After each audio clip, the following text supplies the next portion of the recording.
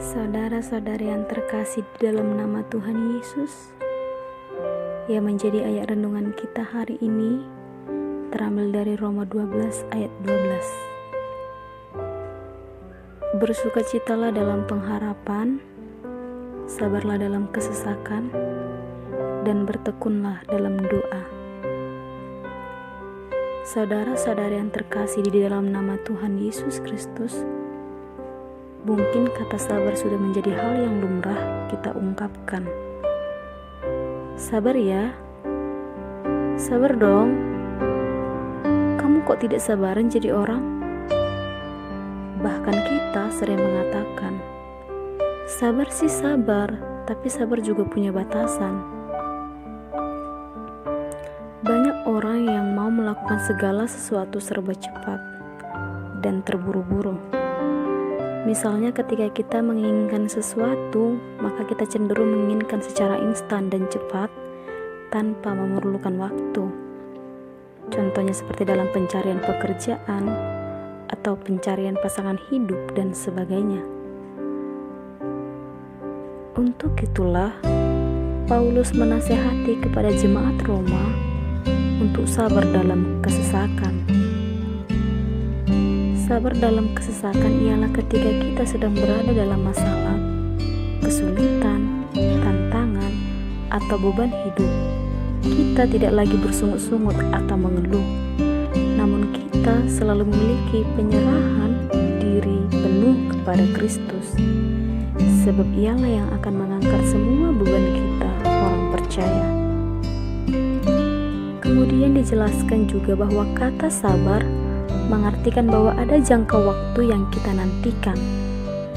Tidak tahu kapan itu akan terwujud, namun kita harus tetap mengartikan bahwa waktu Tuhan pasti yang terbaik dan dinyatakan bagi kita tanpa ada sungut-sungut, tanpa ada marah, tanpa ada putus asa. Meskipun itu cepat atau lambat, sekarang atau nanti, namun sebagai orang percaya, kita harus meyakini dan mengimani bahwa waktu Tuhan pasti yang terbaik. Sebab kita ketahui sebagai orang percaya dan pengikut Kristus, maka akan ada banyak penderitaan dan kesesakan yang dialami. Dan untuk itulah, apakah orang percaya akan tetap berpengharapan kepada Kristus atau bahkan berbalik dari Kristus? Untuk itu, sebagai orang percaya, janganlah bersandar pada pikiranmu sendiri, atau jangan pernah mengambil dan mencari jalan pintas untuk mendapatkan keinginanmu tanpa mengandalkan Tuhan dan berpengharapan kepadanya. Sebab hal tersebut akan berujung pada kekecewaan dan kegagalan. Untuk itu, tetaplah tekun berpengharapan kepada Tuhan, menantikan waktu Tuhan. Seperti pemazmur mengatakan di pasal 25 ayat 3a, semua orang yang menantikan Engkau takkan mendapat malu. Semua orang yang menantikan Engkau takkan mendapat malu. Ingatlah bahwa orang yang sabar menantikan waktu Tuhan dalam hatinya selalu ada ucapan syukur. Ia mengucap syukur bukan untuk penderitaan atau kesesakan yang menimpanya, tetapi ia mengucap syukur untuk penyertaan dan kasih setia Tuhan yang senantiasa dinyatakan dalam hidupnya. Percayalah bahwa ketika Tuhan menyertai hidup kita, maka segala perkara dan beban hidupmu dapat dilalui.